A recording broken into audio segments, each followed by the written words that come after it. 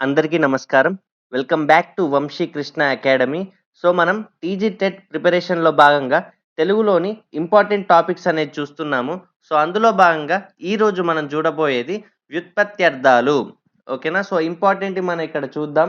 So, మీరు వీటిని చూసి చదవడంతో పాటు అలాగే ఇంకా టెక్స్ట్ బుక్‌లో ఇచ్చినటువంటి మిగిలిన వ్యుత్పత్త్యర్థాలను గూడా చూస్తే హెల్ప్‌ఫుల్ అవుతుంది. మనకు టెట్ ఎగ్జామ్‌లో రావడానికి అవకాశం అయితే ఉంది. సో, ఇక్కడ చూద్దాము. ఫస్ట్‌ది అంధకారము అంటే లోకులను అంధులుగా చేయునది. అంటే ఏంటి? చీకటి. ఈ విధంగా మనం గుర్తుంచుకోవాలి వ్యుత్పత్త్యర్థాలంటే. అంధకారం అంటే లోకులను అంధులుగా చేయునది. అంటే చీకటి. అలాగే రెండవది కామారి అంటే మన్మధునికి శత్రువు. అంటే ఎవరు? శివుడు. ఓకేనా? ఈ విధంగా గుర్తుంచుకోవాలి. అంధకారం అంటే చీకటి. అంటే దాన్ని చెప్పడం ఇలా అంటే లోకులను అంధులుగా చేయునది.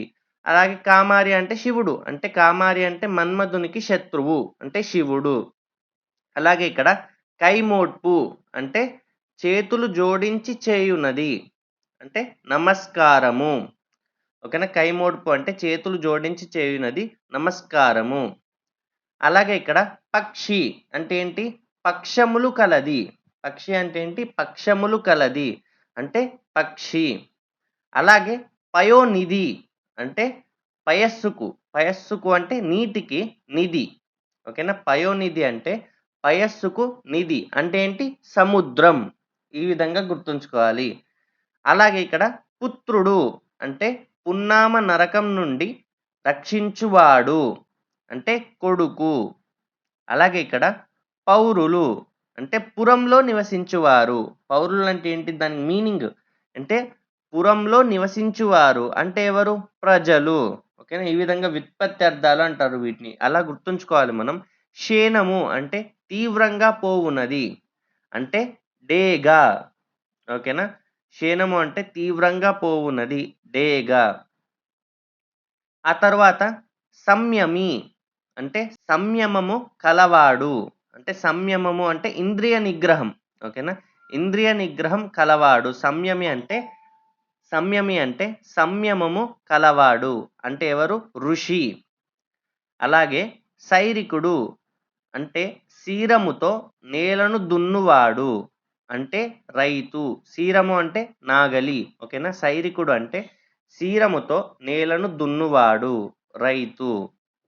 తర్వాత 11వ చూద్దాము. సోమార్ధధరుడు అంటే చంద్రవంకను శిరస్సున ధరించినవాడు. అంటే ఈ పదానికి ఇంత మీనింగ్ అనేది ఉంది. సోమార్ధధరుడు అంటే చంద్రవంకను శిరస్సున ధరించినవాడు. ఎవరు? శివుడు. అంటే సోమార్ధధరుడు అంటే శివుడు. అలాగే ఇక్కడ లాస్ట్ చూద్దాము 12వది. హాలికుడు అంటే హలముతో నేలను దున్నువాడు. హలము అంటే నాగలి. ఓకేనా?